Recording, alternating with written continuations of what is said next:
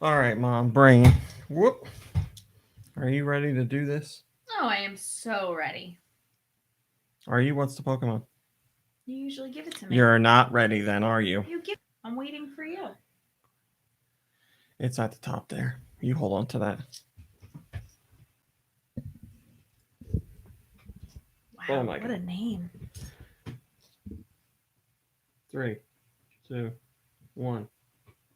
Go Nintendo Podcast, Webisode 752, the Araquanid Podcast. That's it, right? Araquanid? Araquanid. Iridocyclitis. Mom Brain, can you tell us about Araquanid, please? Araquanid. It delivers headbutts with the water bubble on its head. Small Pokemon get sucked into the bubble where they drown. Whoa. That is just very forward. It's 5'11", so maybe just a little taller than me. 180 pounds. Mom Brain, everybody knows you are 4 feet tall. I'm not, but if I was, that 3 would be foot fine. 11. 3 foot 11. A sprightly 3 foot 11. I think I'm like 5'9". Okay. I don't know what's 6'7". probably. The category is water bubble, and its abilities include water bubble. I have spoken. Oh, thank you, Mom Brain. You're welcome. Okay. First things first. We're really sorry. Send your questions to GoNintendoQuestions@gmail.com. Where? GoNintendoQuestions@gmail.com. Oh, They can be about is that video you? games. Yeah, Sorry. that's me. They can be about Nintendo. God damn it. Now you got me all screwed up. They can be about Ooh. Nintendo. They can be about video games in general, or they can be about anything you want. Also, send your podcast music trivia songs to gnpodcastmusic@gmail.com. Where? gnpodcastmusic@gmail.com. Ooh, send us some tunes. Like this one.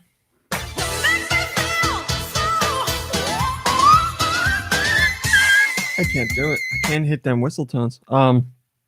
It's the opposite of a whistle tone, just brown noise. Brown noise, yeah. We had an a cappella group come to school for an assembly for the kids, and they were messing around with bass. And I was like, be careful! I don't care about school.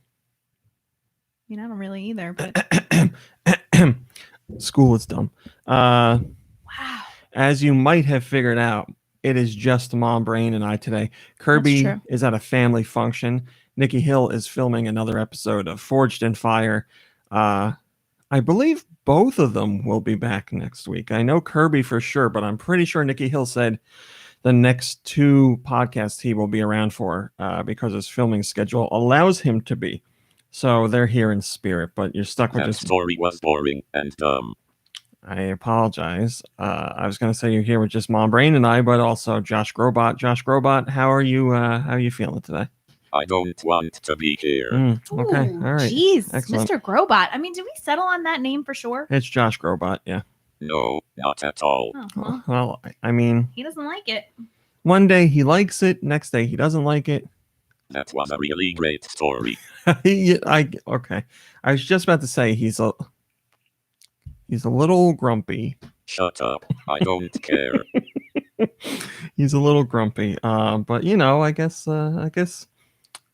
weekends aren't for everybody. Most people are like, yeah, the weekend, but Josh is like, I gotta do this stupid podcast. Also, Mom Brain will be manning the regular soundboard today, which I think is a first.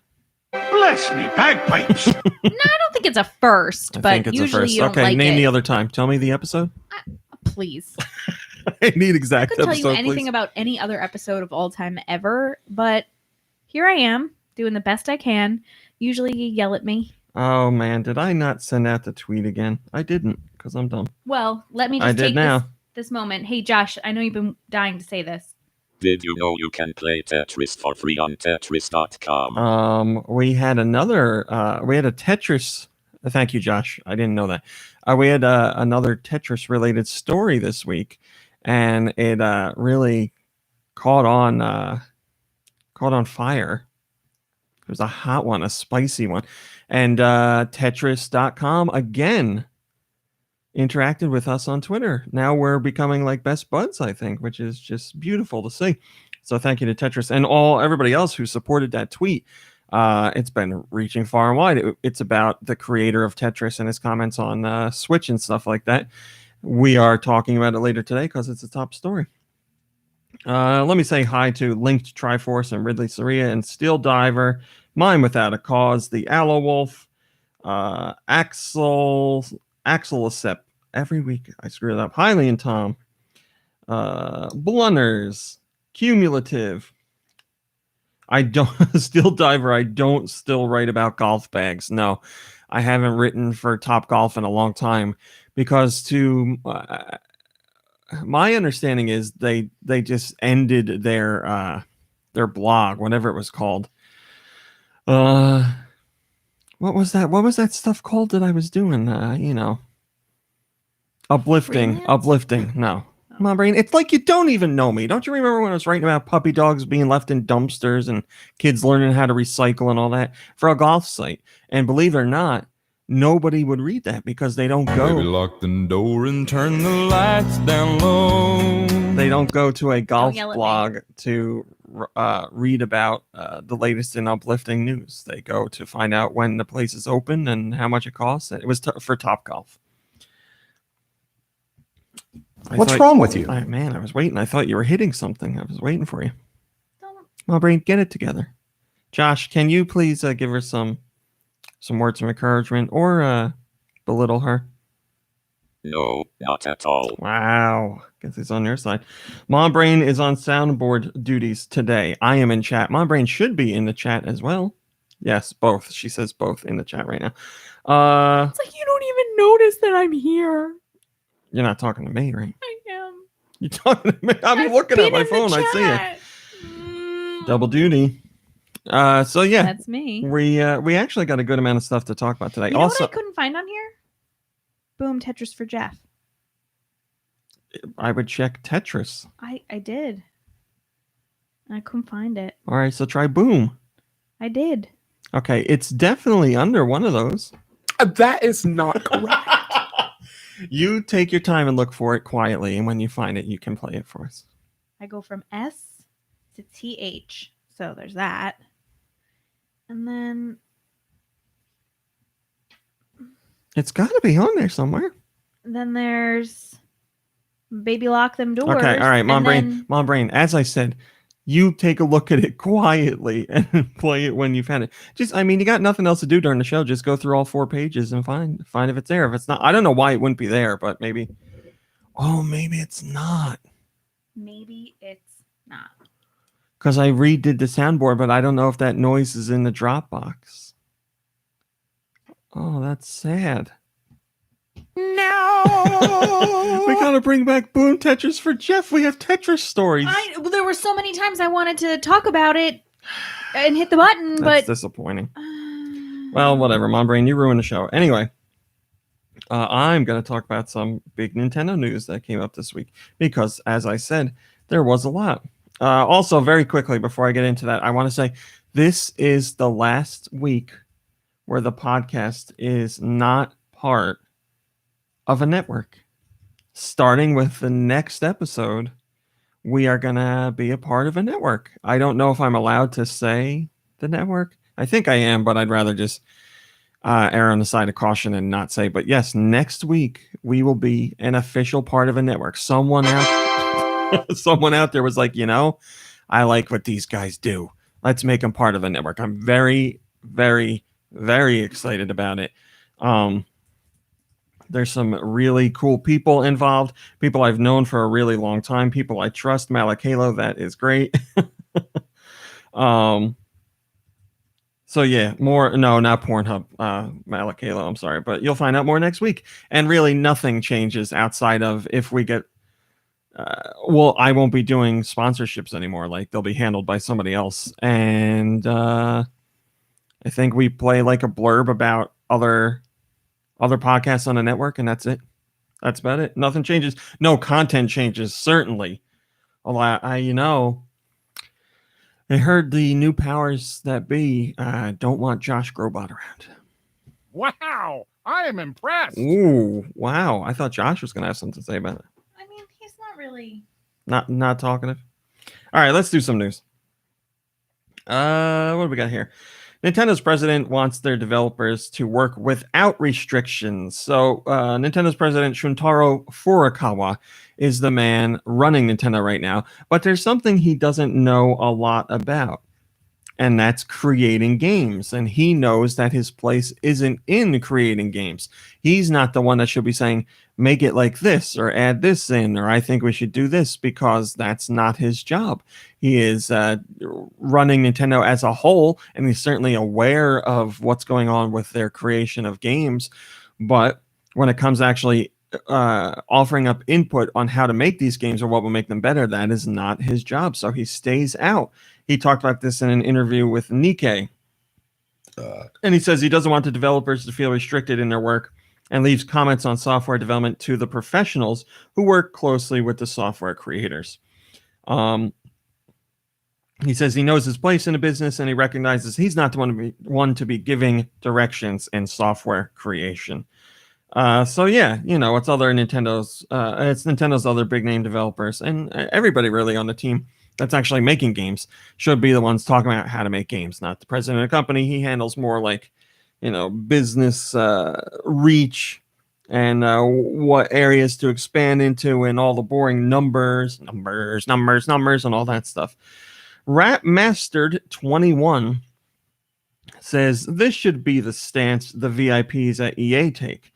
They seem to always inject current trends into software, such as online multiplayer, loot boxes, pay to win, held back content to add as DLC later, and so on. I don't want to comment on EA as far as that's what they're doing, because I don't know for sure, but it does seem like Nintendo is one of the few companies where they really try and separate like the business people from the game creators, because just like you wouldn't want the game creators running the company and handling the financial stuff, you wouldn't want the people doing all the financial stuff to make games. So hopefully it stays this way. It seems to be working out for them, but we'll see what happens. I can't believe I forgot to mention our other special guest for the podcast. Oh, I'm supposed to say a special message to Do Michaels, because Do Michaels apparently is going to listen to the podcast every week now, because he's getting into podcasts. So he's decided this late in the game to start listening. And I told him I would share a special message. So hi, Do Michaels. Yeah, all right. It's good to have you listening, and I'm parlaying that into our special guest. While he's gonna get a special place on the wall somewhere. For those watching, we have Beast from the X-Men cartoon when we were growing up. Hello, Roth.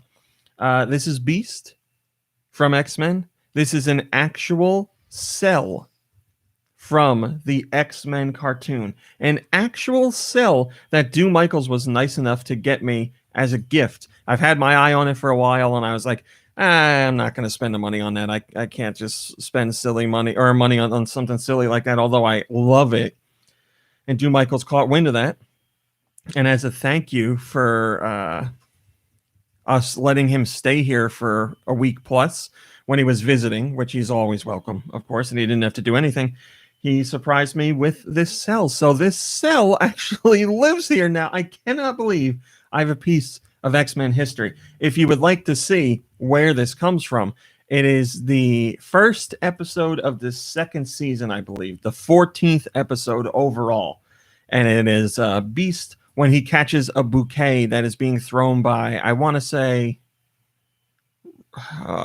Jean Grey. I think she throws a bouquet and Beast ends up accidentally catching it. Hello, Robot Face. So yeah, we're going to give that a special place on the wall because it's amazing. Hey, listen. But Beast is hanging out at the table today. Very important in all seriousness.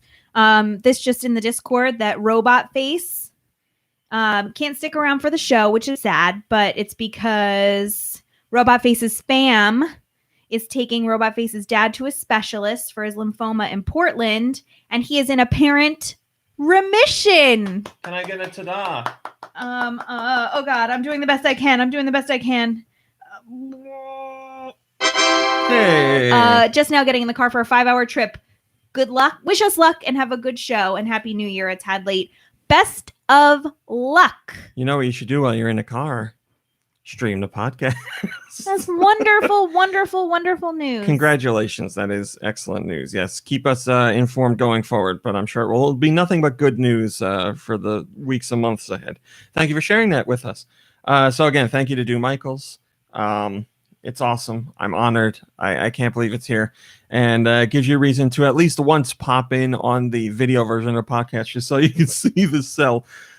Just the fact that it's Beast in like a tux or a suit, whatever you want to call it, catching a bouquet, and he's smiling. This is the most beautiful piece of art I've ever seen. And we own painted covers of romance novels, so we do own a lot of beautiful art. You're right, Mulberry. So there you go. All right, back to news. But enough talk. How about you? More rumors of a Switch Pro, if you want to call it that. These rumors just keep coming in. They sort of died down when the Switch Lite was announced because people were like, oh, that's it. But now they're starting up again. Rumor says that this comes from Digitimes. They say that a Switch revamp is set to launch this year, and this one has a better CPU and a magnesium alloy body. And they say it's coming out mid 2020.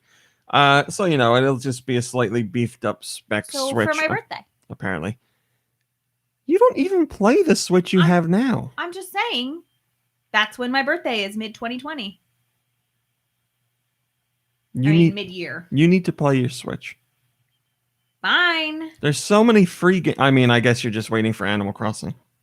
Well, I mean, yeah, but what? Oh, Stardew Valley. Why don't you get back into Stardew? No, you're this week was the first time your parents have been here and your mom hasn't talked about it, and I can't tell you how long.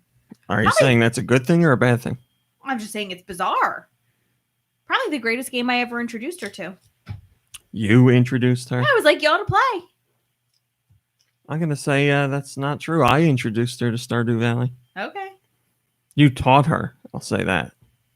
Fine.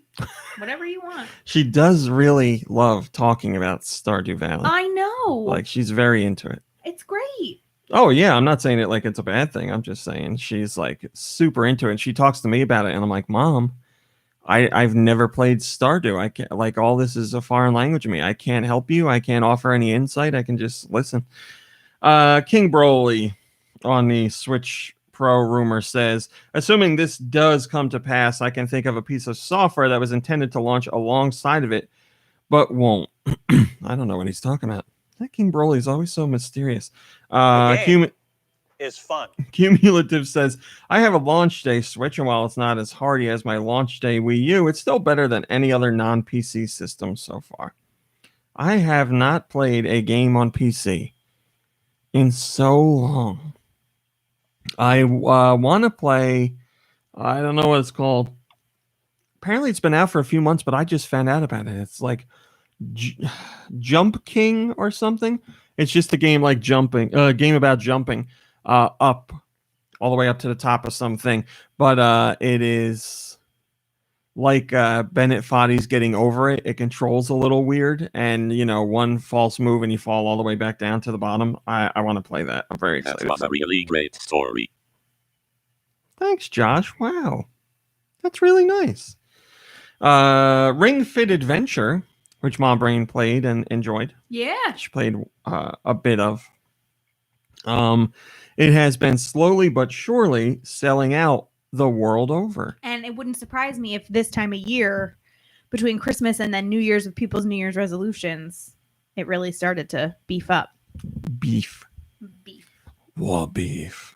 I haven't heard of wa beef in a long time. So in the UK, it sold out like leading into Christmas, and plenty of people were like, "What the hell's going on? I can't find this thing." The only people that had it were third-party resellers, and they were selling it for prices way over what the usual asking price was. So people were a little upset, and they're like, "Hey, Nintendo, can you get us some more stock on this?" And thankfully, Nintendo UK's online store has just added in another listing for it, and they say it's shipping out at the end of January. So January this year. So if you would like to get yourself a copy of Ring Fit Adventure and you're in the UK now, you have a new option. Just make sure you get in there and pre-order before all those pre-orders get snatched up. We have no idea how much stock there is, so just pre-order it and then you don't have to worry about it. But yeah, there's been shortages in a few places, including Japan and other places throughout Europe too. I don't know what the stock situation is here in the States. It seems like it's fine. I haven't heard anything. But yeah, this is one of those more long tail sellers and more of a slow burn, which is usually what happens with exercise kind of games or exer gaming in general. So we'll see where this one's going to end. I'm trying to it's got to be close to 1 million sold now. Knowing the different regions totals, I would say somewhere from 750,000 to 1 million, somewhere in there. Rock says, I went out the other day and the only place I had Switches was a used game shop. The big game shop near me had no FIFA, Labo, or Ring Fit on Switch. Yeah, holidays hit hard. And that's both great for Nintendo and bad for Nintendo because it seems like more sold than they were expecting in certain regions, and now they have to scramble to get more stuff out there. And we're seeing the impact of the new hardware on software sales charts weekly because we're seeing games that may have fallen like somewhere down into the top 20 shoot all the way back up to number 1 or number 2. Like, for instance, this week, the Switch, number 1 was Cuphead. So a whole bunch of, and you're throwing in sales in there too, but or discount sales, like I mean. But a lot of people who just got a Switch are jumping in to get Cuphead, and they're also buying still Mario Kart 8 Deluxe, which in the most recent charts was number 2 overall on the eShop charts. So people just continue to buy that game. So the hot movers for brand new Switch owners are Cuphead and Mario Kart 8 Deluxe. Mom Brain, let's do a series where you play Cuphead. No. I can't even imagine how frustrated you would get. I get frustrated watching other people play. Well, maybe you could play easy mode. No. Yeah, I play little baby mode. It's just a little baby mode. Oh, I beat Cuphead. It's a little baby mode. That story was boring and dumb. You know, Josh is on my side. Apparently. He's not like on anyone's side ever, but mysteriously, this show, he's on your side. Hey, Josh, how you doing? I'm feeling so great. Thanks for asking. You're welcome, Boo. Mm-hmm. Mm-hmm. Can I get a drum roll, please? Oh, God. Hold on. It's under D for drum roll. Yeah, I'm getting there. Super Mario Maker 2 has just hit 10 million courses uploaded. And it is all, and they also raised the creation limit to 100 courses. Thank you, Mom Brain. This is something people were angry about when Super Mario Maker 2 first came out. Cause I don't remember. Did you get something? Nope. I don't remember what the limit was when it first came out. I want to say 10 courses. And then they upped it to something else. I don't remember what the second limit was, but finally Nintendo has. I gotta add that to the board because I always reference The Rock every time I say it. Nintendo has added the ability to upload 100 different courses per user, so now you have plenty of room to add in. Can't imagine you would run out of 100 courses soon. Like, if you're making 100 courses and you're done in a week, then I would argue that most of your courses aren't that good. But I don't know. What? I could be wrong. But yes, there are now 10 million courses to play online on Super Mario Maker 2. So go in there and check them out. Wow, I am impressed. Me too, buddy. Donut Muffin says, I don't understand why it didn't start at 100 to begin with. It's not the same as the bad practices of other developers who take out features that were in previous titles in the series and then sell them back to us as DLC, but it's disappointing. I just need you to know that one of the sounds on the soundboard is labeled Toejame. One word, Toejame. Is it? Toejame. Play it. Well. Oh, okay. I write things quickly. Sometimes I screw up a little bit.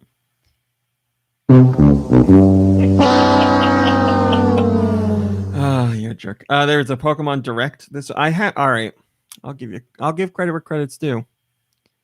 You're pretty good at the soundboard. That was a really great story. Me saying that? Thanks, Josh. I just wanted to give you a little praise. Thanks. There was a, you know what we need on there? We need the Larry David. Wom, wom, wom. Whenever Nikki Hill talks, play. There's a Pokemon Direct, which we'll get into later this week. That was covered by Nintendo Jam for us. So thank you to Nintendo Jam for taking that on. Nintendo Jam, I think I've talked about this. Nintendo Jam on the site does posts Wednesday mornings. And I think he does a great job. And he wants to do a regular Direct. He wants to cover a regular Direct. And I'm like, regular Directs are like 6 to 8 hours of work. Just, it's not just the 40-minute Direct and then you're done. There's like assets and press releases and all that stuff. And he's like, I want to do it. And I just don't have the heart. I can't. So I gave him the Pokemon Direct because I knew that would be easier and more manageable. And he did fine. I would feel terrible if I passed off a Direct to somebody else to cover. Now you are a real hero. Directs are such a pain in the ass. I would feel so bad being like, oh, you take care of it. And I just like sit back and watch. It's not right. Maybe one day. Anyway, we'll talk about the Pokemon Direct. I could probably do it a little bit later. Remember that one time I updated like 15 years ago? I still have nightmares about it. I remember. In Santa Monica. You have nightmares about it. I was like shredded alive. I have forever in my memory. I have the look that was on your face when I came back to you after whatever I was doing. I was in like a coffee shop. And I want to say I was gone for 2 hours. Yeah. And you had done like 2 stories. And like I was like busting my butt. Like I was like working really hard. Like I remember like looking and I was like, how did you do 2 stories in 2 hours? And I was like, hi, how are you? I don't know what possessed me to have you desperation, I'm sure. But I remember talking about it in great detail what to do. And I felt like you were good to go. And then I came back and I was like, well, this is never happening again. Yeah, Mom Brain, when I was at a press conference or something, I wanted her to handle some work on the site because I was in a pinch and she said she'd do it. And I ran her through the whole process. This was years and years and years ago. Yeah, it's like 15 years ago. And it was, I would say, one of the greatest disasters we've seen on GoNintendo. That is not correct. No, that's correct. That's correct. Look, I mean, I would argue that you doing my job for a day would be one of the greatest disasters ever known in my school system. Well, we'll never know. Thank goodness. And no, that is not when GoNintendo went down. For the record, it was just very slow and didn't look good that day. That's all. I mean, which is really me. Very slow and doesn't look good. Very slow is an understatement. We can say you've managed to publish 1 story an hour. I mean, I don't know. I feel like I did more than that. I know you thought you did. I mean, I'm willing to double it and say you did 4 in 2 hours, but I feel like that's probably more and accurate. Every post was incorrect. But those days are long gone. Yeah. You don't have to. I mean, I would try as hard as I could. Hi, Colma. And I know everybody would help me if they could. Colma, I have a whole list of submissions from people related to Josh Grobot that I have to add. I just didn't want to blow up Mom Brain today because she's handling the soundboard for one of the first times. Might not be the first, but yes, I have a whole list. I just got more stuff today that people want added in there, and I will talk to Josh about it and see how he feels because again, Josh is a living thing. We'll just have to wait. We will, Josh. All right, moving on. I'm super excited about this. We got a little bit of tease with this. We got a little bit of a tease with this last year, but now it's officially happening. 2 more classic Oddworld titles are coming to the Switch in 2020. So we know that Oddworld Stranger's Wrath HD is coming out, and it's coming out this month. I want to say the 23rd of January. And that was announced a while ago, but finally coming out. I'm very excited. I am a huge fan of the Oddworld series in general. I played Oddworld Stranger's Wrath as soon as it came out on the original Xbox. And I really liked it because I thought it was really unique. It's for those who haven't played it, it's very interesting. It's a first-person like stealth action puzzle shooter, because like you're going after bounties and you shoot live ammo. So there's like little critters you have to collect as your ammo, and like some of them will like scare off enemies, and like I think you shoot spiders to wrap people up, and these little fuzzball guys to annoy characters, and I forget what other things there are. I think you shoot bees too, some kind of bee. Delicious. You go about using this live ammunition to figure out how to get to the bounty you're trying to pick up. And it was just really interesting. It felt really open-ended in how you could deal with at least getting to the bounty, because a lot of them will have like compounds that you have to sneak into, and some light puzzle solving along the way as well. But it was just really interesting. Traps. Thank you, Colma. The fuzzy brown guys were traps. Yeah, actually, cumulative. I'm definitely going to play a video. And Malik Halo also wants to point out it is third person as well. When you're running around, it's in third person. When you're shooting, I don't know if you can shoot in third person, but I remember shooting in first person. I'm interested in this. Yeah, I'm definitely going to do a video on it. To tell you the honest truth, I talk very closely with the Oddworld team fairly often, and I have a code for the game now, but I'm not allowed to show any gameplay footage, which is annoying because Stranger's Wrath has been out for so long. I don't understand why like there's an embargo on a game that came out years and years ago, but it is what it is. I'm not going to break the rules. So yes, I will have footage of it. Very excited. So anyway, that is coming out. And now we know 2 more classic Oddworld games are coming to the Switch as well. So the question is, what are they? Is it going to be like Oddworld New and Tasty? Does that count as a classic port? That came out on the Wii U, but is it going to come to the Switch as well? And then let's say that's one of them. See you later, Ridley. Have a good day at work.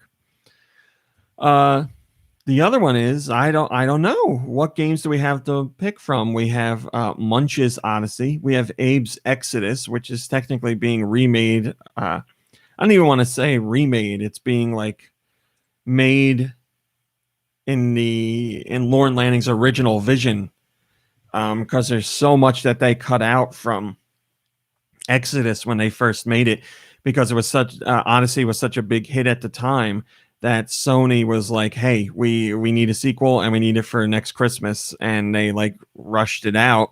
And I still think Exodus is a fantastic game. It's just very much similar to Odyssey. So now they're redoing Exodus and adding in all the stuff they originally wanted to have in there. Yeah, I don't know if they would re-release Abe's Exodus, just the standard version now, maybe in HD. What else is in there? I feel like that's it, right? Oddworld Abe's Odyssey, Oddworld Abe's Exodus, Oddworld Munch's Odyssey, Oddworld Stranger's Wrath. And then there's what? Oh, there's like Tasty. There's the Game Boy games. Thank you, New and Tasty. Yes. And then was there an iPad game that released? I can't remember. Or like a mobile game? I don't know. So there's not like a huge pool of games to pick from. But I mean, I love Oddworld. I remember playing that demo for Odyssey on my PlayStation when I got the PlayStation Underground. PlayStation Underground was a CD you would get. I don't know if it was every month. It might have been every couple of months, where it was full of demos and you would just try out what was new. And I hadn't heard anything about Oddworld at all, but that was one of the demos on the disc, and I played it, and I played it so much. I played it so many times, and my mom played it so many times, and we were super excited for that.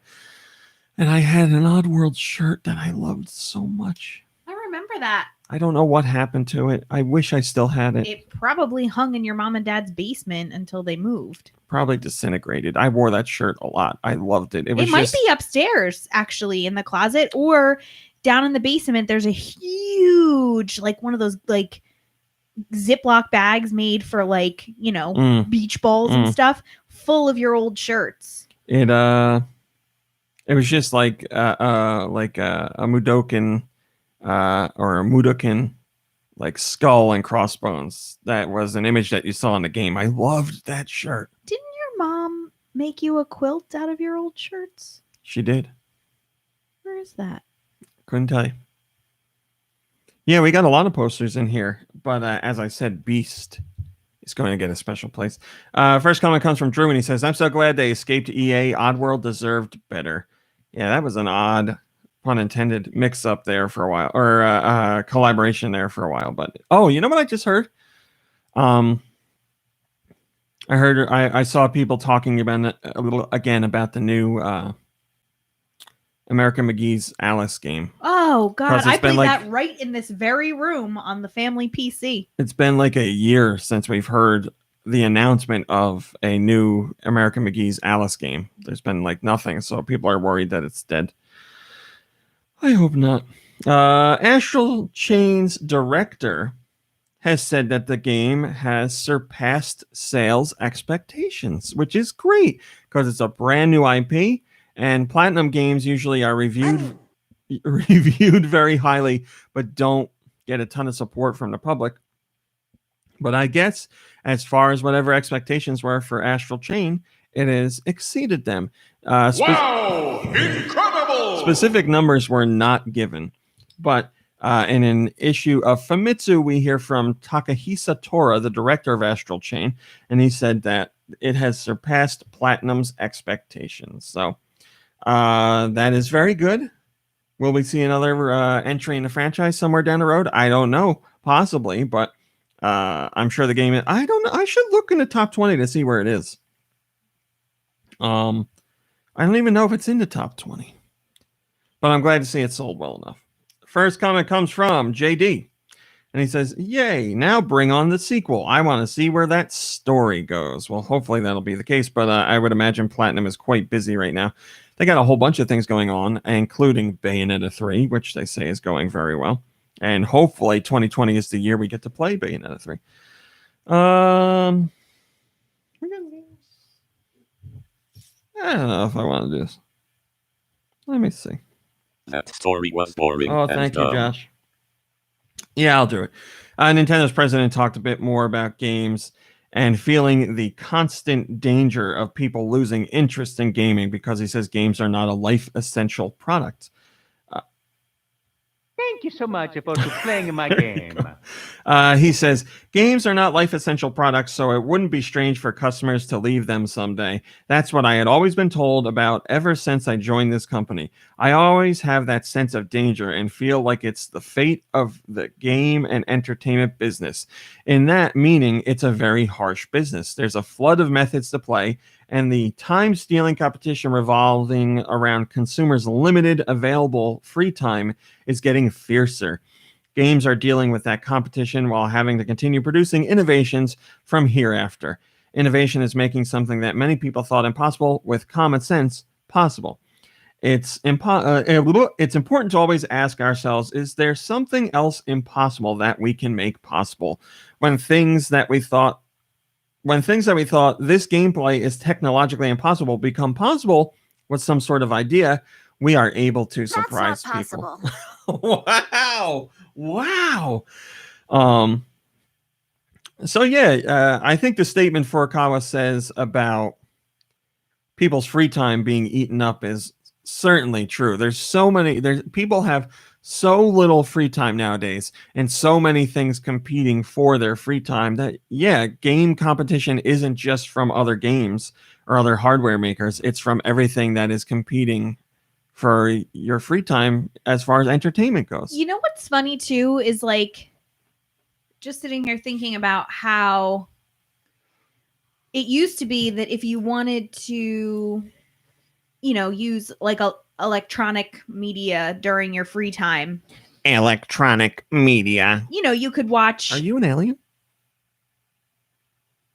Oh, what? Are you an alien? No. Oh, wow.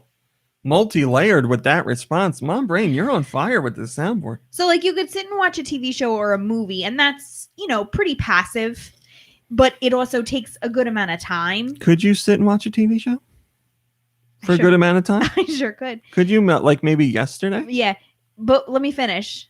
So there's that, right? Or you could be more active and play a game, which, has a varying time period. But now that we have stuff like social media, like TikTok and Facebook and Reddit, you can be really passive for like short periods of time. Like it's so much more.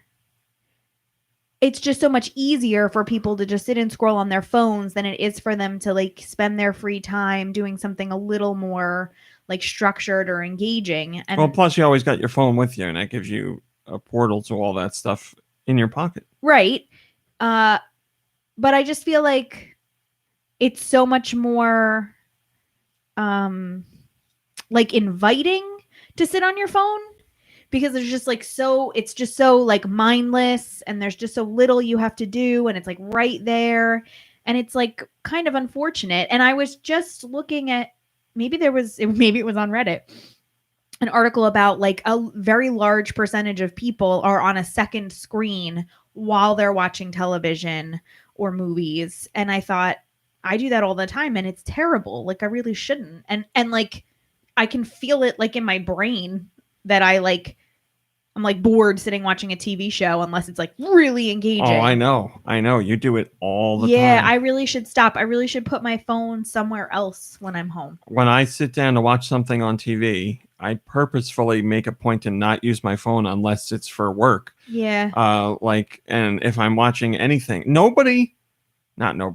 very few people nowadays actually sit and watch the show or the movie that they have on. Unless you're in a theater, then you're not on your phone. Mm-hmm. But if you're at home, yeah, people are picking up their phone and fiddling with it all the time. And if I'm watching something and I have to do something for work on my phone, I will pause it and do what I got to do. Yeah, anything that I watch that you also watch, I see you constantly on your phone, like Raw or I don't know what else I watch, Jeopardy and Wheel of Fortune. And yeah, I really should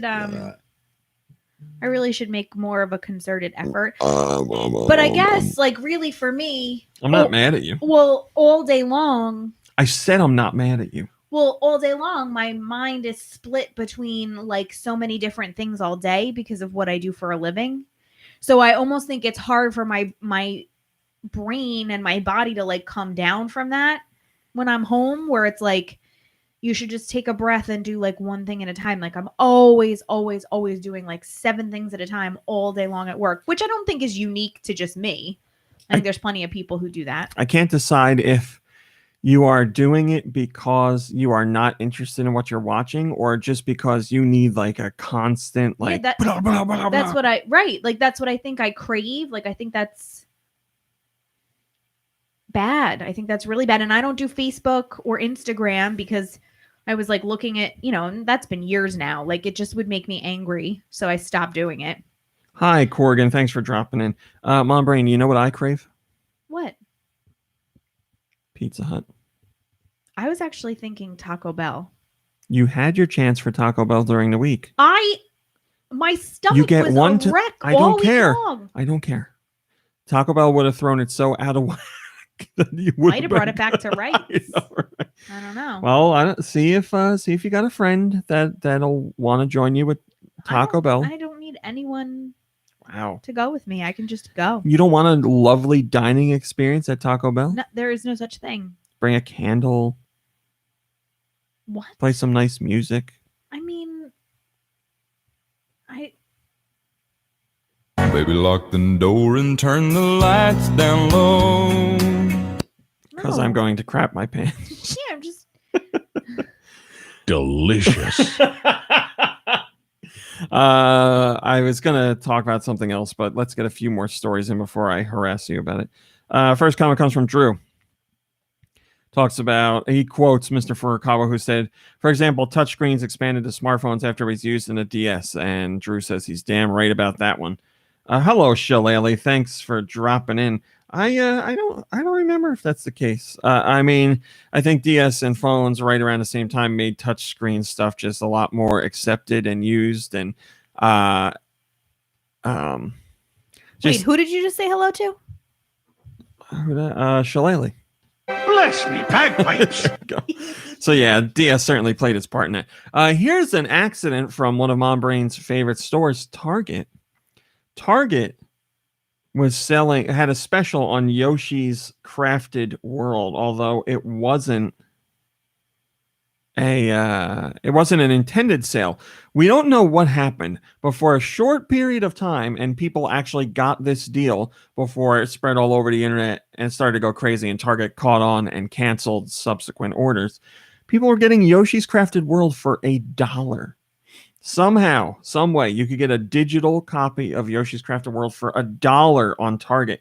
So, a handful of people grabbed it, and Target doesn't notice that. But then once it hit... I really did. Oh, Josh Grobach got in on that. Good for you, Josh. As more and more people started to get in, Target caught wind of it and shut it down. And even some people who saw that the order processed had it canceled later on. But yes, there are some people who managed to sneak that deal.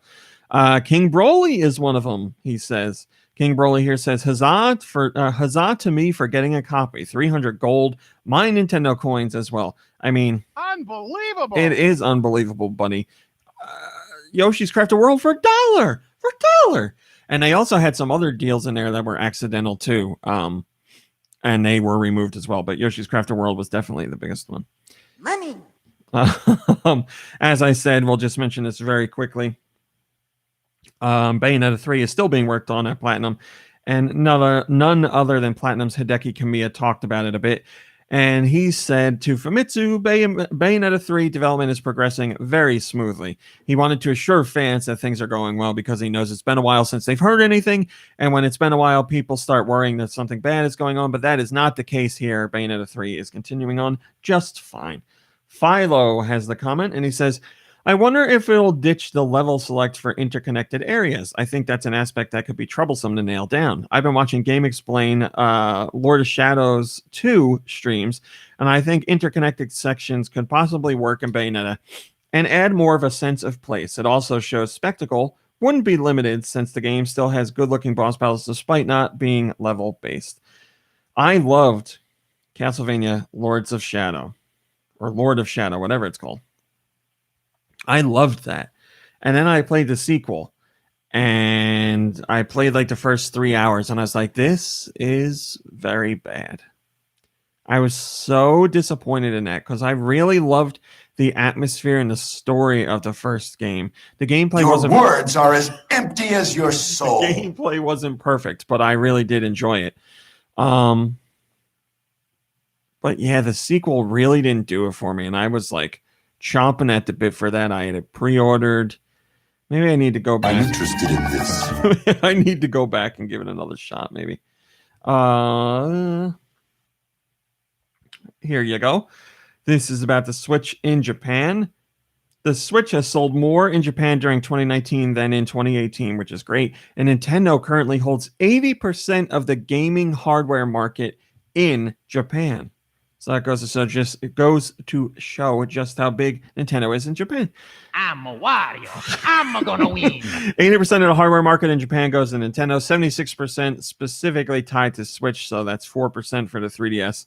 Switch sales saw an increase of 29% year over year. And Famitsu's data from 1999 to 2019 shows that last year was the best year ever for Nintendo in terms of console sales. So that's pretty damn crazy. Scroobalicious says, reading this, do we really think a pro model is coming in 2020? It does seem like a pro model in 2020 wouldn't be a good idea considering the momentum the platform has right now. But for all we know, maybe there's another line of thinking at Nintendo, and it could lead to greater sales. I'm just a fan. I don't make those decisions, and I'm glad I don't, because I would probably drive the company into the ground. Nintendo, I had to stretch. Nintendo also talked about Smash Brothers Ultimate and tournaments and eSports, and I know that there's eSports tournaments out there, and Nintendo has been involved in a few tournaments themselves, but Nintendo doesn't offer up big cash prizes for these tournaments, or they don't sponsor these tournaments and offer giant cash prizes, and people wanted to know why.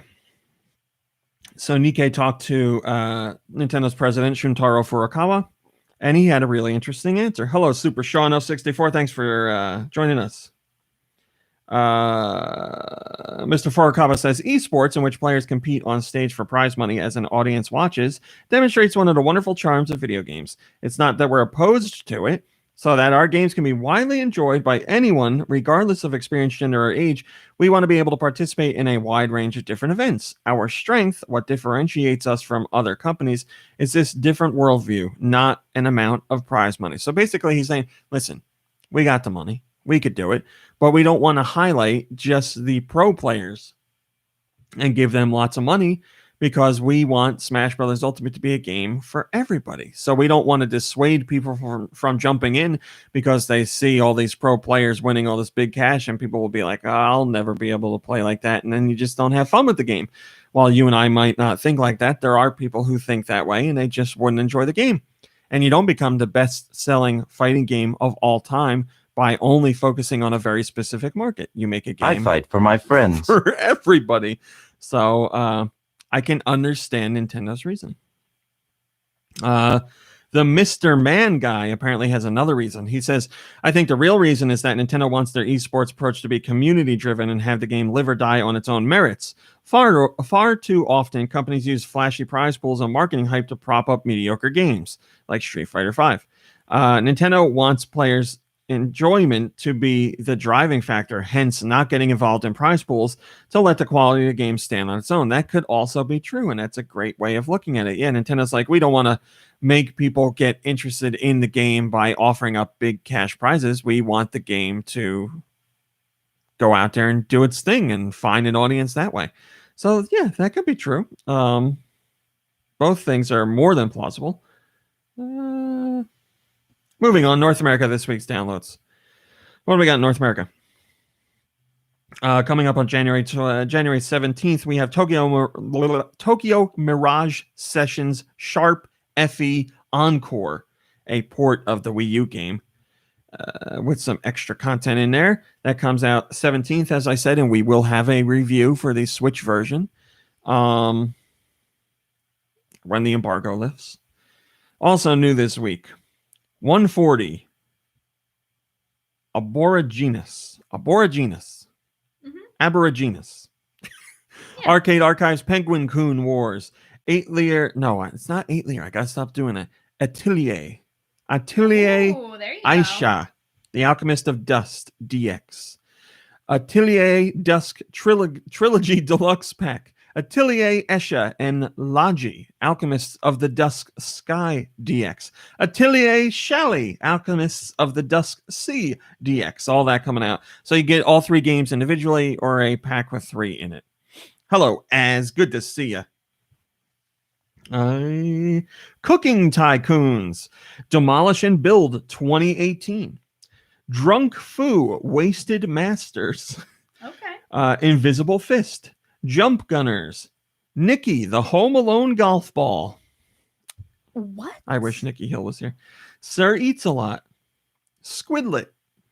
Super Mega Space Blaster Special Turbo. Technosphere. And Thoth.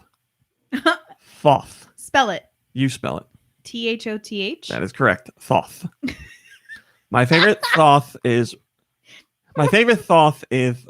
Ragu. Thank you. Thoth. Give me some of that Thoth. Let's see what the comments are. Thoth. Steven Tendo says, can't wait to hear Armsy make a mess of reading this week's downloadable uploads. I think I did good. I almost did the 8-layer, but I stopped myself with Atelier, and you got Thoth in there too. Thoth. I've been having some real weird Thoth lately. Mom Brain, since Nikki Hill isn't here, yes, would you like to do the European downloads? Sure. Now it's a little squirrely. Okay. And we're not doing like DLC or any of that.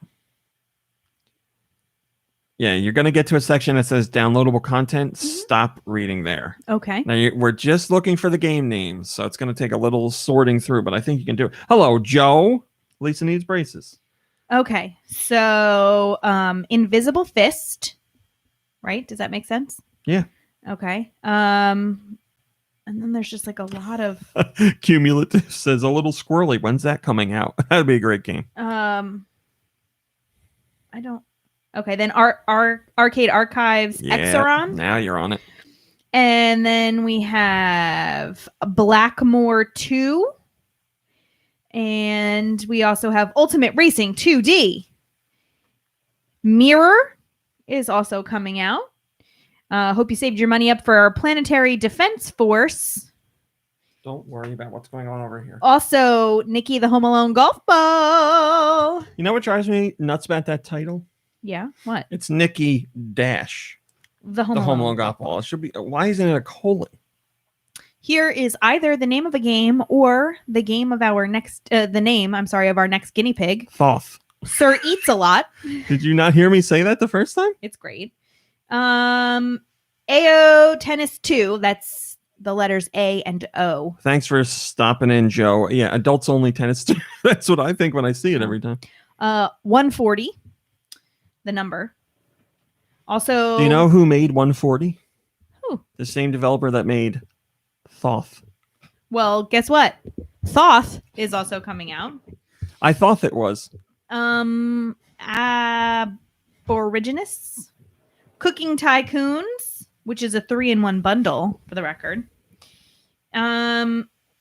Technosphere, we've got Technosphere. Drunk Fu Wasted Masters, and then there's downloadable content.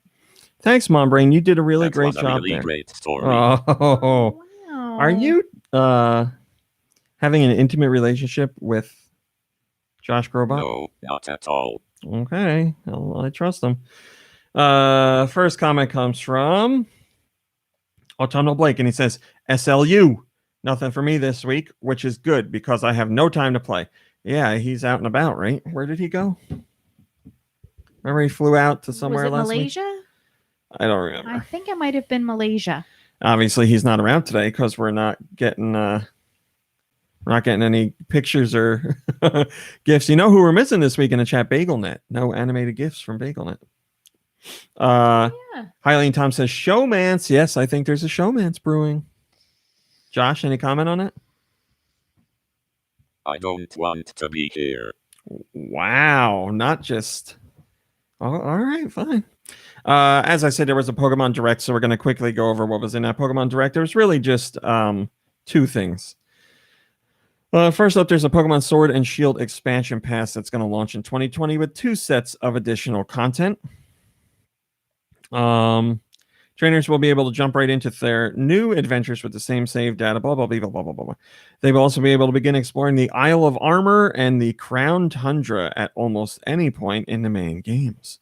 Isle of Armor scheduled to be released at the end of 2020 and the Crown Tundra in fall 2020. Isle of Armor, whatever. I don't need to tell you all the details about that. There's also some new Pokemon that have been discovered that will be in there. And as well, I think there's 200 returning Pokemon that are going to be part of this. So if some of your favorite Pokemon didn't make the cut the first time around, you'll be able to get them in this expansion pass. So basically, pay for the Pokemon you would have gotten in previous games for free. And I know some people aren't happy about that, but others are happy because they just want to see some of their favorite Pokemon return. So this is how it's happening. And also, we got the announcement of Pokemon Mystery Dungeon Rescue Team DX, which is a remake of Pokemon Mystery Dungeon Rescue, or Red Rescue Team, Blue Rescue Team. Now it's basically both in one game to the Switch. It's coming out in March, I believe, and it's gotten a complete graphical overhaul. It has the very storybook presentation to it, I want to say sketch / watercolor style to it. It's very interesting looking. Comes out March 6th, 2020. So if you played those games originally, you can look forward to revisiting them with some new content, or you can play them for the first time. So that's what went down with the Pokemon Direct. The Yellow Wolf in the chat says, "Gotta buy them all." That's right. Moving on. Doom and Doom 2 have finally gotten the big update that was teased by Bethesda a while ago, and this has some major content in it that is really cool. Thanks, Bethesda. Very cool. Very cool. I'm sorry, Josh. Doom and Doom 2 are updated, and they now give you the ability to enjoy add-on content, and this means maps. User-created community maps have been added to Doom and Doom 2, or the option to access this content. And Bethesda will be working with fans in the future to decide what other new maps they should add into the game. Let's have a little fun. And this includes Sigil. Sigil has been added to the game. And once again, I want to explain what Sigil is. Sigil is created by John Romero, like the guy responsible for Doom in the first place. Sigil is like the unofficial next installment in the original Doom franchise. So it's a whole new like episode of Doom made by one of the main people behind Doom. So that's a really interesting idea, in my opinion. And you get this for free. This is a free update, and then you can go in there.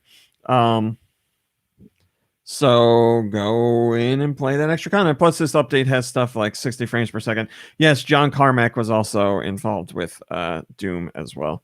But I believe Romero did the majority of level creation. I could be wrong on that. But yes, there's other things in this, like I said. 60 frames per second.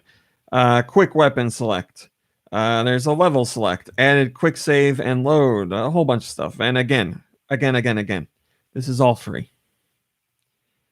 First comment comes from Drew, and he says they've earned my email address. Yes, there was that hang up when Doom and Doom 2 and Doom 3 first came out.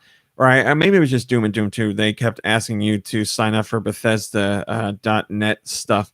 And it was a prompt that popped up like every time you started a game, and it wasn't supposed to be like that, and you were supposed to be able to skip it, and then they patched it later to fix it. So, yes, maybe with all this extra content, you feel that they're worthy of your email address now.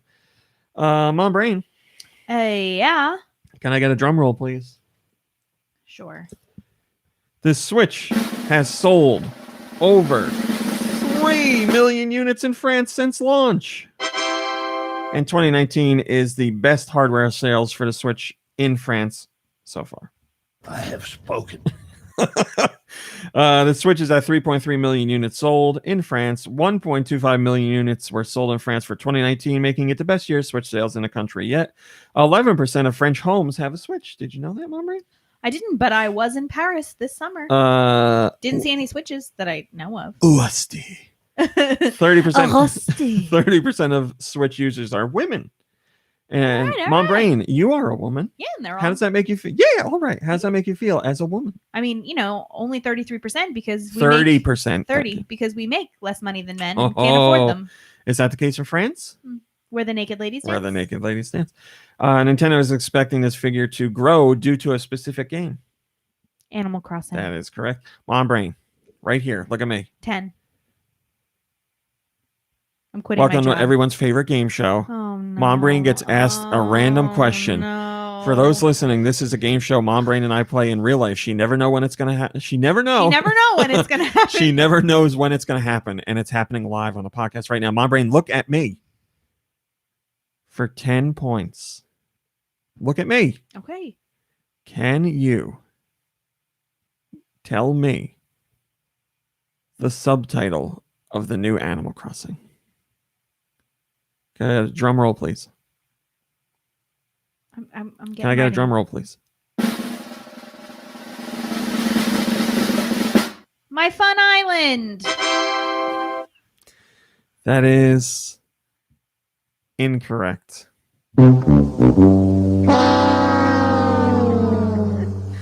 The correct answer is New Horizons. You gonna remember that now? No. Man. New Horizons? Yeah. New Horizons. Nude Horizons. New Horizons. Josh, will you remember that for me? No, not at all. Oh, Moving great. on. Pokemon Sword and Shield have sold 650,000 copies in France. Mario Kart 8 Deluxe is at 502,000 copies, and Luigi's Mansion 3 is at 392,000 copies. Also, in France alone, Ring Fit has sold 120,000 copies so far. Pretty crazy. Très bien. First comment comes from Weird, and he says, "C'est magnifique." That's a great comment. C'est magnifique. You're what the French call Les incompetents. Mom, Brain, can I have a drum roll, please? Oh my gosh, hold on. Let me get there. I forget where it is. Link Drive. Oh, okay. Pokemon Go has its best year ever and has raked in, let's say, 850 million for 2019. Pokemon Go has had its best year ever, better than launch year. Is that not mind-blowing? That shows you how big Pokemon Go is. I am impressed. Right now. The game made an estimated 894 million in gross player spending for 2019. The game's second best year was 2016, where it made 832 million. Merci beaucoup, Rami. The game also had its fourth and fifth best months ever in 2019, generating 116 million in August and 126 million in September. And then a whole bunch of other breakdown you don't need. But yeah, Pokemon Go is killing it. Now the question is, will it do even better next year? I don't know. What things do they have planned? We'll have to wait and see. First comment comes from Weird, and he says, good for Niantic and Nintendo. I know people often talk of the game as a passing fad, but I still play every day and find it quite enjoyable. Well, obviously, hello, Joe Shabadoo. Good to see you. Obviously, it's not a passing fad. It's here, it's now, and it's stronger than ever. Moving on quickly, because The game is fun. Oh, very nice, Reggie. Because we're running out of time here. IGN may have offered up a hint on one of the two rumored Wii U ports that are still heading to the Switch. Friend of the site, Emily Rogers, put out a rumor a few weeks ago saying that two more Wii U ports are slated for the Switch, but didn't give details on what those are. And now over at IGN, also a friend of the site, Pierre Schneider, has talked about those Wii U ports, seemingly adding credence to what Emily was saying. So it does seem like there are two more Wii U ports, and it seems like Mr. Schneider talked or knows what these ports are. On the most recent episode of the IGN Nintendo Voice Chat podcast, Pierre had this to say: the secret Wii U ports that are being discussed, one of them is a 9 out of 10 for me, and one of them is more of a 6 out of 10. Then he goes on to say, I really liked what Nintendo did with their take on real-time strategy games. So real-time strategy on the Wii U. I think the game that comes to everyone's mind is, Mom Brain, you'll obviously tell us. A real-time strategy game? I mean, just go ahead. It's obvious. Everyone knows. Mario versus Rabbids. Well, that's on the Switch, so that wouldn't be also coming to the Switch. It's almost like you didn't pay any attention. Pikmin. Oh. So the belief is Pikmin 3 is getting a port to the from the Wii U to the Switch. Certainly seems to be the case. I don't know what else he could be talking about. First comment comes from Monty Mole. Wow, he's got a long answer here. Really long. I'm not gonna read all of it. I'll read the beginning. He says, well, now it's 100% confirmed to be Pikmin 3. As for the last one, yikes, there were many 6 out of 10 games on the Wii U. Yeah, I don't know what his 6 out of 10 game is. Leaves a lot of room to be discussed and debated, but there's really no debate about the 9 out of 10, which is a real-time strategy game on the Wii U, which has to be Pikmin 3. Monterey, can I get a drum roll, please? Oh my gosh. In 2019, the Switch saw more games than PS4 and Xbox One combined. Believe it or not, this data comes from another friend of the site, NPD analyst and all-around good guy, Matt Piscatella.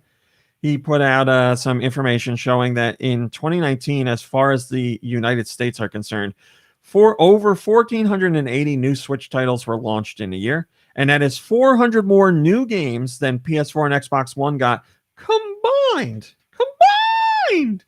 Also, he put this in comparison with the Wii, which isn't really fair, but we're going to talk about it anyway. The Wii in 2006 had, we'll say, over 100 games. 2007, it had, let's say, 325 games. And in 2008, it had just shy of 400 games. Now, compare that to 2017, 2018, 2019 for the Switch. 2017, the Switch had over 500 games. 2018, it had almost 800 games. And in 2019, it has over 1,480 games. So Switch beat Wii U. It's working. Switch beat Wii every year, which is obviously very easy to understand. Digital markets weren't exactly fully fledged like they are now. Back then, we had WiiWare, which was still very limited and obviously wasn't around at the start of the Wii either. So just having the digital platform allows many more creators to create many more games and bring many more experiences to a platform. So is that you? It's my slipper. Story checks out. Bamf226 says, and EA is still not sure Switch is going to be popular enough to support it. I almost dropped an F-bomb. I was going to say fart EA. You heard me. Wow. Fart them up their buttholes. Jeez. Take that to the bank. The fart bank. The creator of Tetris, Alexei Pajitnov. I'm not sure how I'm supposed to say it. Did you know you can play Tetris for free on Tetris.com? Talked about the Switch. He said he's a fan of the Switch. He says, I love Switch. Nintendo did a great job on it. And he went on to name The Legend of Zelda Breath of the Wild as one of his favorite games on the platform. And he says he loves to play it, but the problem is his son loves the Switch as well. So he constantly has to fight his son for the Switch. Like physically fight him. He doesn't say that. Just fight his son for the Switch. And you're probably wondering, well, has Mr. Patinoff actually played Tetris 99 on the Switch? Here's what he says. He didn't say that. Tetris 99 is absolutely a great title. Basically, I think the one-player version of Tetris has been more or less stabilized over the years. That's good, and we're just adjusting the game to new user interfaces. But for two-player modes and serious competition, there are several challenges to overcome. I really want Tetris to establish itself as an esport. We're getting there very slowly, but surely. Yes. It's cool to see that he really likes Tetris 99. I think Tetris 99 really does keep the spirit of Tetris at its core, and then, takes it in a new direction with multiplayer. And it's a very interesting idea. Is fun. Reggie is correct. So always awesome to hear from him. He seems like such a happy, friendly guy.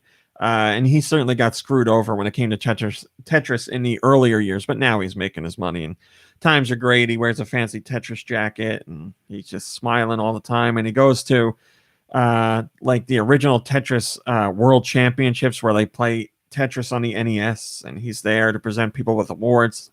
Just really like that. Seems like a really nice guy.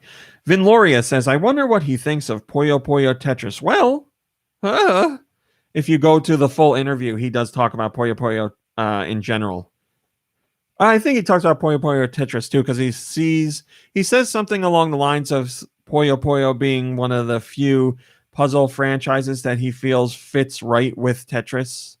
So he's a fan of it, if you wanted to know. That's it, Mom Brain. We did it. We did news. Wow, proud of us. Wow. Incredible. Thanks. Very cool. Very cool. Very cool. Very cool. Mom Brain, Yeah. your soundboard so far. 10 out of 10. Really? That's an honest answer. 10 out of 10. I was so nervous. Big fan of the soundboard. You're really spicing it up. You're on top of the sounds. I got no complaints. I mean, Josh, 2 out of 10, but that's Josh. That's Josh for you. Thanks. Very cool. poor guy. Mom Brain, what have you been playing?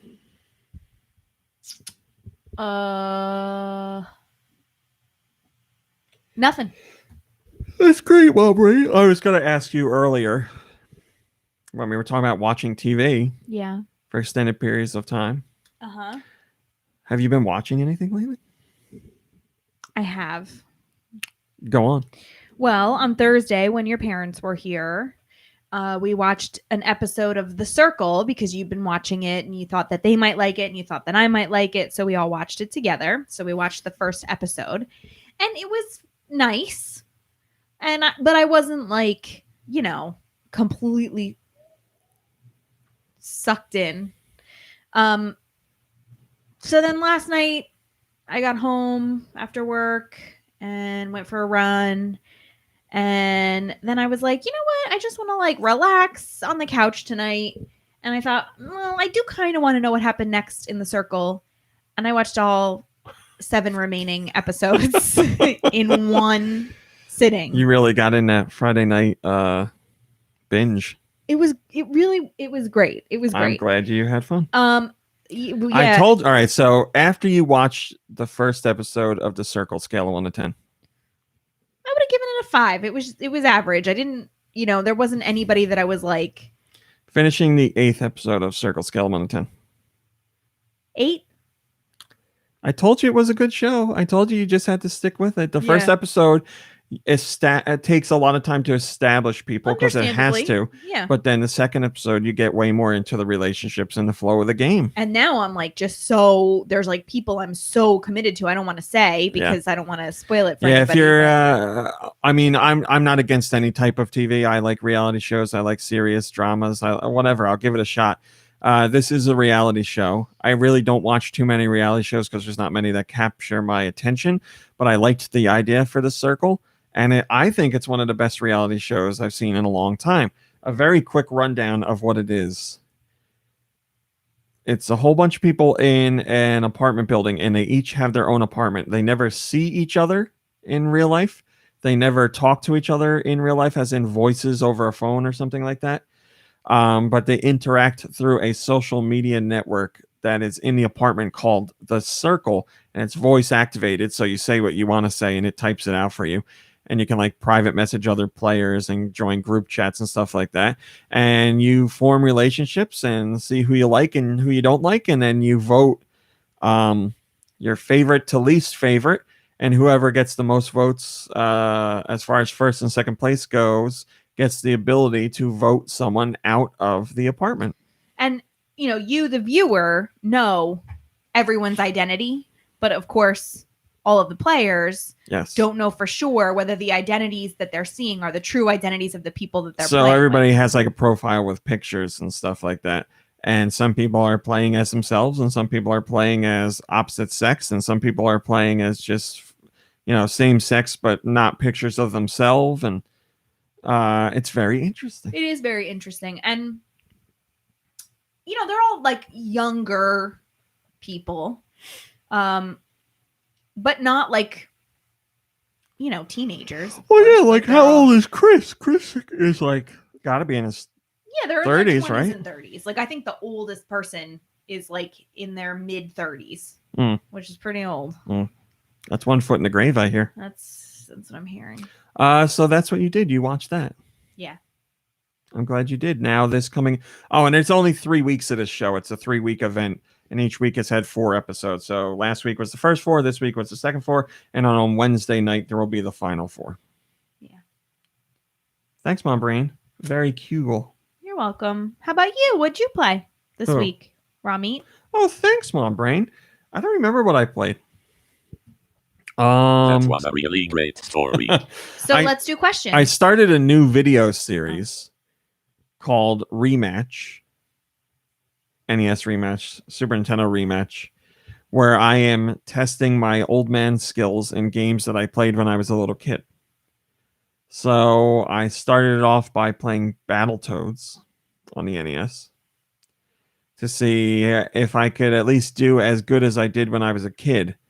And I would say I did. I would say I didn't beat the game by any means, but I would say I did as well as I did when I was a youngster playing it for the first time. When I played it the first time back in the day, or when I was playing it originally back in the day, I would use warps, so I got further. This time I was trying to go through without using warps. And I got almost to where I expected I would get. I just forgot about one of the stages. And when I saw that stage, I knew I was going to die. So, but yes, you can watch me struggle my way through that. And I'm going to be tackling other NES and Super Nintendo and Genesis games, and maybe Game Boy and all that too, going forward. I really had fun doing it. It's a beefier video. I think from here on out, I might edit them down into 10 to 15 minutes, or at least break them up into installments rather than having people sit there for a half hour to watch an episode. But I had fun. I hope you liked it. I really enjoyed it. Hyleen Tom says, thoroughly enjoying it, even though Battletoads makes my blood pressure rise. So, I mean, if you watch the video, I didn't get angry blood pressure, but I got nervous and my stomach hurt, and I was very tense because it's very challenging. So yeah, I hope you enjoyed that. If you haven't checked it out, go check it out, because I'm going to continue it either way. But I'm having a lot of fun with it. I think, I've been watching, I always watch a lot of YouTube for work and for pleasure. And I don't know how to say this without coming across in the wrong way. I just take a different approach to YouTube. I'm not like that is not correct. I'm not like in your face and loud and like playing a persona, or like, I don't know. I just try and be genuine. I don't know. I need an intro for the show. I'll tell you that much. I need like a quick 5-second intro that like tells you it's Rematch. I don't know, with a nice little jingle like Nintendo Podcast. New segment. Cool. You could use that. New segment. Cool. No, I can't. Oh. No, cumulative. No one is unsatisfied. I haven't heard anybody complain about anything other than like boost the audio here or turn the volume down here. Outside of that, that's fine. That's the information I'm looking for. It's just that, nowadays you have to go. I said this before. You go with sensationalist titles, or you have to be like, you have to be a very like strong, loud, in your face personality, disingenuous, I would say. I'll watch stuff and I'll be like, why do people like this? People can like it. That's completely fine. I just feel like an old man and saying, I don't get it. The people that I watch on YouTube, and I don't watch anyone gaming related on YouTube. There's no gaming channel that I watch and I enjoy. I don't watch any of them. Anytime I try one of them, I just don't like them. Maybe it's not for me. But anything that I watch on YouTube is like very, I feel, information heavy or very genuine. I'm trying to think of examples of who I like. Like, I really like the 8-bit guy on YouTube, and he's popular. He's certainly popular, but he is like not someone that you would ever see hosting a show on TV, and he's not putting on a personality. He's just very like even keeled and just enjoyable. I really like LGR on YouTube as well, and that's another guy that I think does such a good job of putting together really informational videos. And he certainly has a presence to him, but it's not over the top or crazy or like in your face. It's just something like what's the word I'm looking for? something like soothing to it all. I really like him. Like watching QVC. I find that soothing. No, because they're all like fakeish personalities. LGR is lazy game reviews, but he doesn't review games. Well, he does rarely. He's more focused on like working with old computers from the late 80s and 90s and stuff like that. It's very interesting. Who else do? I really love Captain Disillusion, who is certainly a personality, but he's not. He's very much playing a character that is goofy and over the top, but it's like a character like Beekman. It's not like a hey, what's up, guys? Like he's playing.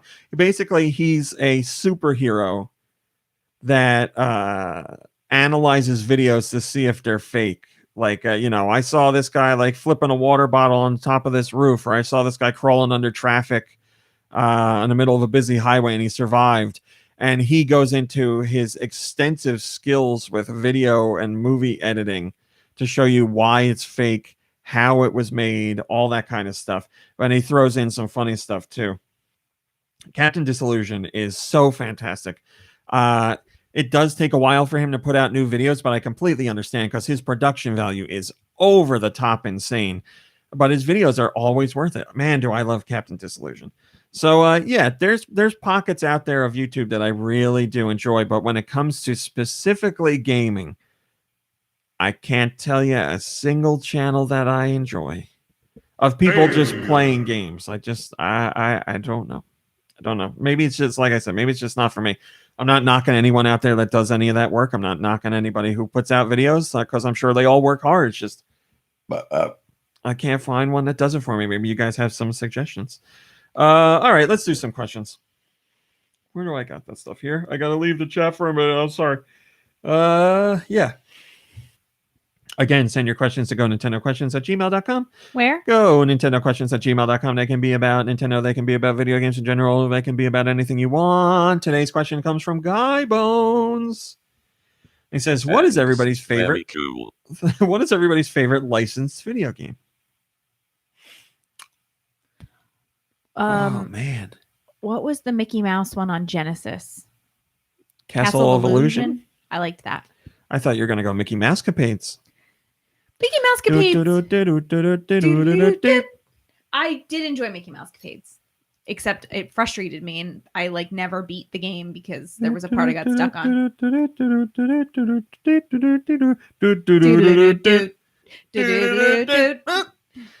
My favorite.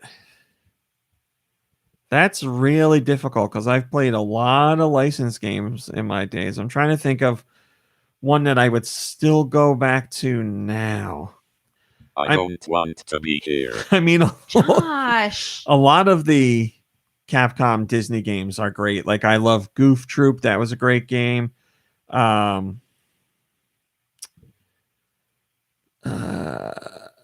Capcom's earlier Disney tie-ins were all fantastic. I love Aladdin, the Capcom's Aladdin. Wow, I am impressed. I know there's other licensed games that I played that were really good. That Lord of the Rings game I can't remember the name of. That was good. I also liked The Hobbit on GameCube. I thought that was good. Turok is good. That was licensed. I need to It sure is boring around what here. The hell? Just sitting thinking, Wow. Well, I guess I'm done. Sorry, Guy Bones. I can't think more about your question because Mom Brain says it's boring. Stop it. Just carry on. He says, also, please bring back Demon's Crest and continue to do more Let's Plays alone or with the podcast crew. My favorite thing to watch while eating dinner. Well, thank you, Guy Bones. You should be happy with the new NES rematch thing then, and that I am going to try to make a weekly series. Also, on top of that, I did a thing on the Patreon, patreon.com/GoNintendo, where it's just $1. You can join in and read all the garbage I'm doing over there. I asked the Patreon guys the other day what they want to see most in 2020, and by far, everybody wants more Parents Plays. I am going to do more parents plays. It's just, what was it? Oh, you have spoken. I just, the scheduling with my parents is a little different now. They don't stay as late as they used to, and I get here earlier in the day when I'm still like very busy with work. So it's hard, but I am going to do it. And I legitimately was going to do an episode this week, but as Mom Brain will back me up on, But don't get. I already talked about it. My mom left her purse in a restaurant, and my dad had to go back and get it.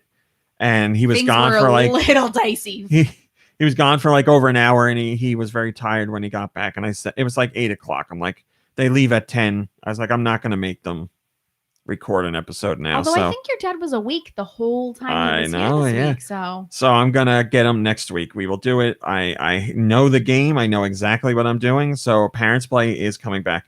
And yes, I do want to do more Let's Plays with the crew. I want to go back to Sprite Rippers. The problem is getting people together. We do it for the podcast, but sometimes Nikki Hill has to go home right away because of a dog, or people can't hang around. So I do want to do it. I can't promise it'll happen. I want to try. It's just a lot to be like, Saturdays are so busy for me because I wake up, I go do a round on the site, I go right into the podcast, I then edit the podcast and upload it. Then I do another round, and everybody that's here doing the podcast is doing it because they're my friend, because they want to too.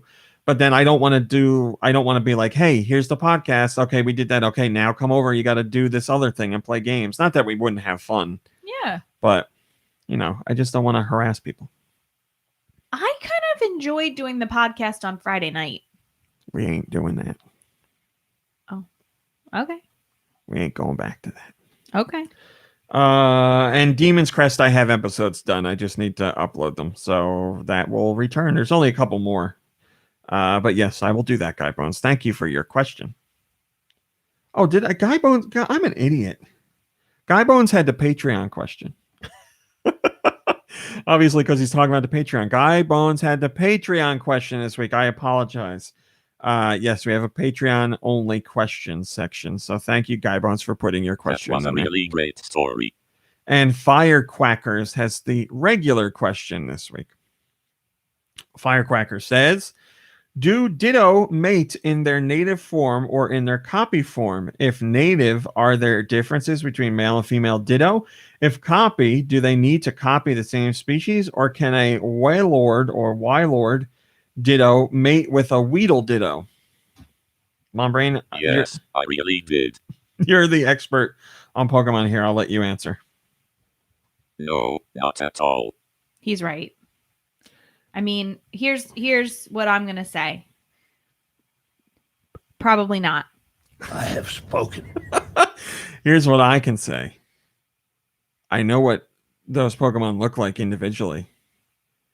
I cannot answer your question. I know Ditto copies everybody, but that's where my knowledge ends. I am not.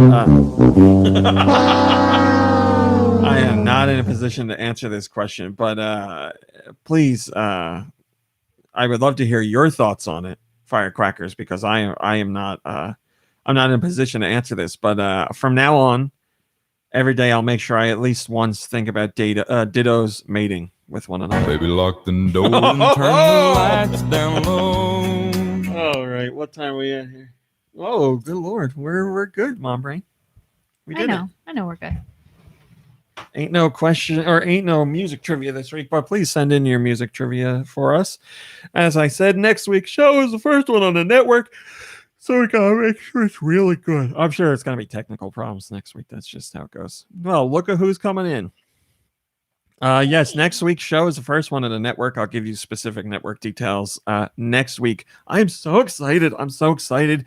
It's being led by somebody who I think a lot of people in the game industry and gaming press and people who just read game news respect. I know I respect this person. They've always done great work. One of my favorites in the gaming press side of things by far. I'm not just saying that. I have always held this person in very high regard, and they are leading the project, and we are part of their team. It is not Michael Pachter, Malakalo. No. Oh my God. I'm so excited. I really am. But as for you guys, no, it doesn't mean anything different, really. Content 100% doesn't change. As I said, you'll just hear a plug about another podcast on the network. And if there's a sponsor, it'll be handled by them rather than me. So that's it. Oh, my God. I'm excited. I'm so excited. So excited. Big things are coming. So excited. So thanks for being here, Mom Brain. You did an excellent job with the podcast this week. Wow. Thank you. Or the soundboard. Oh, well, thank you so very, very much. You're forgetting someone. Thanks, Josh. I really appreciate it. Yes, I really did. That's what he wants you to say. Okay. And thanks to Beast for being here. I really appreciate it. Shut up. I don't care. Wow. All right. Well, it's all about Josh. Yeah, tell me about it. All right, we're done here. Thanks so much for watching and listening, whatever you did. You know you can play Tetris for free on Tetris.com. Yeah. We'll see you next week. Goodbye, everybody. Bye. All right, Mom Brain. What? Okay. Let's do a little. Oh my God. Let's do a little discussion. What do you want to discuss? You tell me. Best thing you can order to eat at Taco Bell. Well, I don't eat Taco Bell, so you're going to have to answer that question. A Crunchwrap Supreme. Why? It's got everything you want. It's got great taste. It's got great texture. It's all like folded up into one like handful of goodness, deliciousness. You can eat them while driving. I would know. I mean, a Crunchwrap Supreme is delicious. I don't know if they ever did. I don't go to Taco Bell often. There's not one that's like super close. And also I don't like having diarrhea all the time. So I would like it if they would put like the Dorito taco shell inside the Crunchwrap instead of like the plain taco shell. I'm sure they've done that. Or there's something on the menu. I don't know. Maybe you need to talk to their board of directors. I mean, and what were they? Nacho fries? Nacho fries were good. Okay. I enjoyed a nacho fry. But you just badmouthed Cinnamon Twist the other day. I didn't badmouth them. It was just basically that, like, look, it's not like a delicacy. Like a Crunchwrap is a delicacy, but those things aren't. And they're just like deep fried noodles or some business, I think, with like cinnamon sugar on them. You know, you're a snob. You're a Taco Bell snob. I'm not a Taco Bell snob. There's no such thing. A.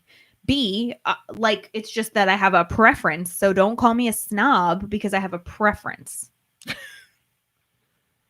Maybe you've never eaten one of those things. I have. I'm pretty sure I have. You like them, don't you? I love them. Yeah. That's great. I'm so glad for you. All right, Mom Brain, that's it. We're out of here. Wait. Wait. Okay. Link Triforce said, so wait, has the crew seen Rise of Skywalker and have they discussed it at all? Keep in mind I'm a couple episodes behind in the audio podcast. I don't know that we can really talk about that. I don't know. We're still too... Linked Triforce, you misheard me say something? We're still too close to the movie having come out. I don't want to talk about spoilers or anything yet, right? It doesn't feel right. Yeah, no, it doesn't feel right. I mean, overall impressions, I guess, would be okay. Well, I thought we talked about that. We might have. Yeah, well, I mean, I gave it a 6.5 or a 7, and you gave it a what? I think I gave it a 7. I certainly have my issues with it, and I would like to discuss them in detail, but yeah, I feel like we need more time. I feel like we need to wait a bit. Yeah. It was a fun film. Really, it's just all about the Mandalorian. I think that's what we need to say. Oh my God. I've spoken. So great. All right, we're out of here. Again, thanks for watching and listening. Hope you have a great weekend. Rest, relax, have some fun with friends and family, play some games. You deserve it. We'll see you next week. Goodbye, Goodbye, everybody.